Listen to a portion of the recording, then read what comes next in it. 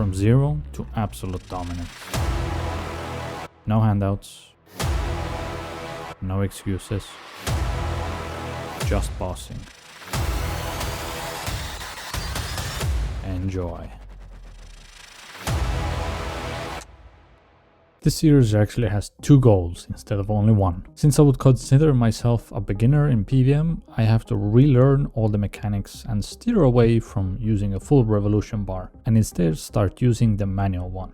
First, let me explain what this series is all about and the rules behind it. As you might have heard, my goal is to become an absolute unit of an account in terms of PvM. This would mean best in slot in all combat styles. For melee, it will be the Tumekan Slide, the Zuck weapon nobody knows how to pronounce, a Noxious Scythe, a main hand Dark Shard of Leng and the offhand equivalent. For armor, the regular masterwork and the trimmed version, and the vestments of Havoc set. For ranged, the Noxious Bow, Serengald Bow, Eldritch Crossbow, and Bow of the Last Garden, Ascension Crossbows, and the Blightbound Crossbows. For armor sets, range is very simple. Elite Sirenic and Elite Dracolich set. For magic, the Noxious Staff, Inquisitor Staff, Staff of Sliske, and the Fractured Staff of Armadil. A Seismic Wand, Praisal, and Roar Awakening with their orbs. For armor, it will be Tectonic, Elite Tectonic, and the Tumekan set. Finally, for Necromancy, the Omniguard, Devourer's Guard with the tier 95 and tier 100 Soulbound Lantern. For armor, it will be the robes of the first Necromancer with Visage of the first Necromancer, since it counts as 2 pieces of the set and I can swap out the wraps for something else. Other slots like rings, capes, necklaces, I would need the Essence of Finality, all 4 upgraded Fermenic rings, Reaver, Champion, Stalker, and the Channeler's Ring, Ring of Death, Imbued, Grimwire, and lastly the Igneous Zuck Cape.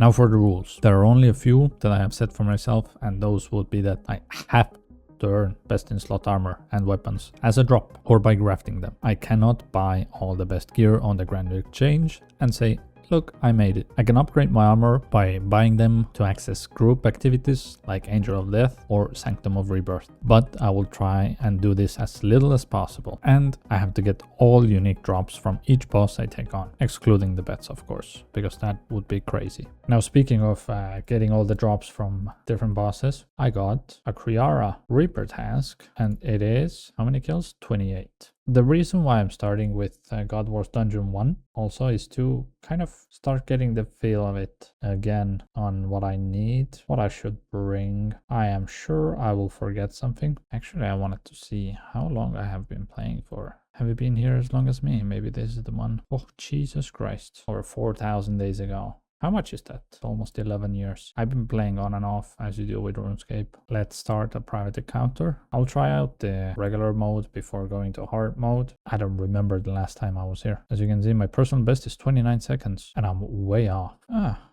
Combat achievement. Wonderful. In less than 42 seconds, I guess that's an achievement as well. See, that's how long I haven't done this boss. I've killed 500 almost, and I have no achievements in here. I actually know how to manually use all the thresholds and whatnot, and some keybinds, but this is just to get myself back on the feet with the keybinds and everything. Can I check what I have here? 494. Armadillo helmet, which I'm missing, chestplate, the boots, the shield. Those are the main notable drops here. I did complete one more combat achievement, I guess. Yeah, double swoop. Defeat Kree'Arra solo after defeating all of his lieutenants twice. I guess it took me so long that I killed these twice. Oh, that's embarrassing. I got myself a War Priest of Armadillo Helm. Maybe I will complete the War Priest set before anything else. I actually changed my mind. I will go straight to hard mode 1.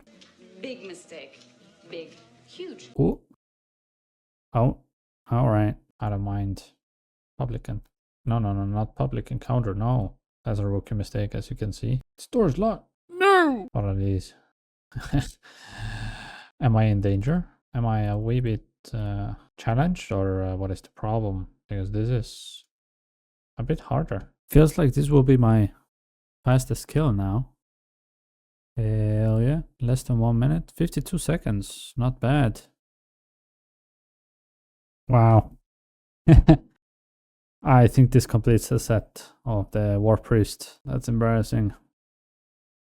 I have to go back now. Let's see. Does it actually complete the set or no? Collection? Oh no, I still need the legs. Alright, back we go.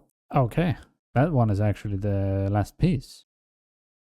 It happened again. I'm sick of dying. I'll just do it with normal Kree'Arra. I think I started at like 10, so I did around 10 kills, so that was okay. This is not what I was looking for, but this is nice. I am not complaining. Yo, a new record. 0.6 seconds faster. Spooned, completely spooned. Armadillo gloves. I hope I see the shield and the chest and the helmet before everything else. I mean, I can try and go for some speed kills. Gonna take 2 adrenaline potions. I can try with vulnerability bombs. Let's take like 20. Looks like the vuln bombs and the adrenaline potions worked. I got a new personal best by 0.6 seconds for 24. I don't know. Maybe aim for 22 seconds. I aimed way too low for the speed kill. 0.6 seconds again. 21. 18.6 seconds. I didn't hit record in time. Armadillo chest plate. Yeah, boy. Armor chain skirt. That's what I'm talking about. Oh, Armadillo buckler. Yes. I have no clue how rare this is, but 1 in 5,000. I pretty much rolled the bet. What a joke. This is a milestone. 700 kills in Kree'Arra. No drops so far. I'll keep looking. 124 invention. We passed 800 kills for Kree'Arra. That's 300 kills without the helm or the boots. Hour 3 with no drops. Are you serious? I almost went 3 hours without a drop. Actually, I did. I believe this is my 4th hour, and I get something that I already have. Armadillo chest plate. Not the one I was looking for though. Alright, I guess this is the end of hour 5, I think. Did not get the helm or the boots. 1,000 kills. So at this point I am already thinking I should just skip Kree'Arra because it does not give me any more experience. But I have already been here for over 5 hours and I doubled my kill count. Sure, not seeing a drop for 3 hours straight or seeing duplicates is frustrating, but that is a part of the game. I am more worried of what is coming next on the list. This drop always baits me. I'm not mad, but I've gotten 2 in an hour. Yo! Armadillo chest plate. Unfortunately, not the piece I'm looking for. Please, for the love of Gothics, give me my helm and my boots. Okay, I swapped out my gear from range to necromancy and I got an improvement of 5.4 seconds. Only with overloads. No adrenaline potions, no vuln bombs. That's insane. 12.6. 0.6 seconds faster than before. I wish I used necromancy before. And that is 1,100 kills. Oh wow, I just got a record again. 12 seconds on the dot. New personal best again. Nearing our, I don't know anymore. 8th hour, I think. No helmet. No boots. This will be my last kill in God Wars Dungeon 1 and we don't get a drop. I do not fancy being here more, and I will come back to this, but right now the main goal of the series is for me to relearn the mechanics, start doing better in the game, and staying in God Wars Dungeon 1 does not improve it. Now that we are done with Kree'Arra, I would also like to note that I will be sticking to the every unique drop rule, but God Wars Dungeon 1 and bosses that drop items that do not impact my account in a drastic way are not worth killing for 200 hours. I will be sticking to bosses like this for just a couple of hours and visiting them later on in the series when I have better gear for faster kills. For my next boss, I will take on the Queen Black Dragon. The purpose is to relearn positioning and to focus on phase transitions, manual thresholds, firewall and adrenaline control. If I can't handle Queen Black Dragon mechanics cleanly, a Raxor will destroy me. Oh, you thought this was it? No, we're just getting started.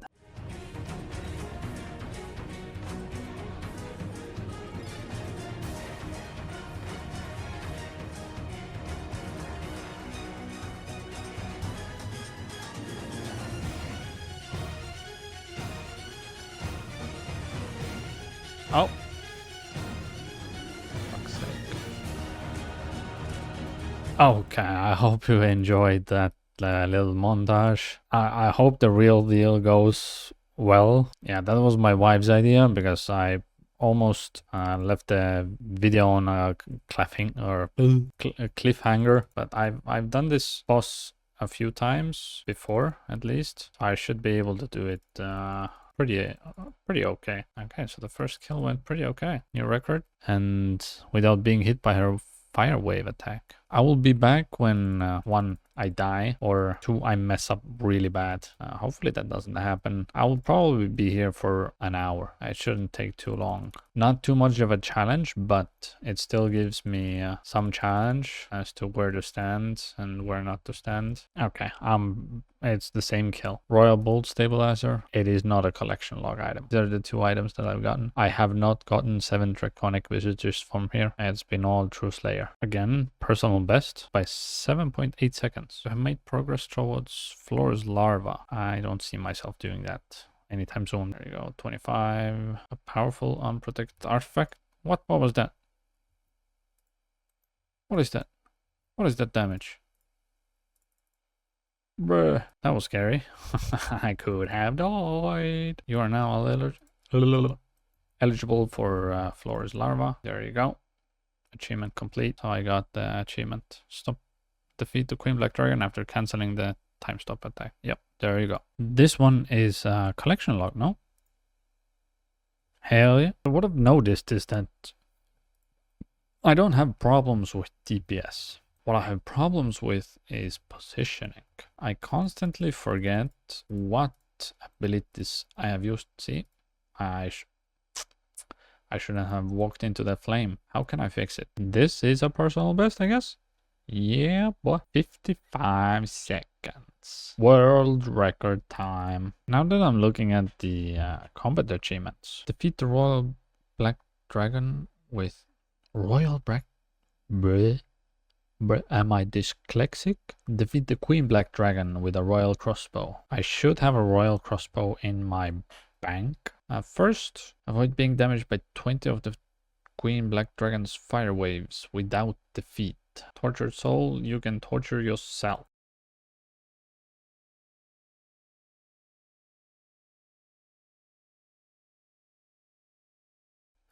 Yes, time chamber.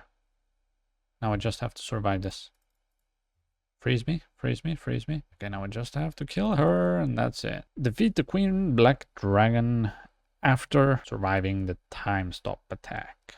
And, wow, War's Blessing too. Don't remember the benefits of that, but let's go check. Combat Mastery Overview. What did we get? You no longer require kill count for all God Wars Dungeon encounters.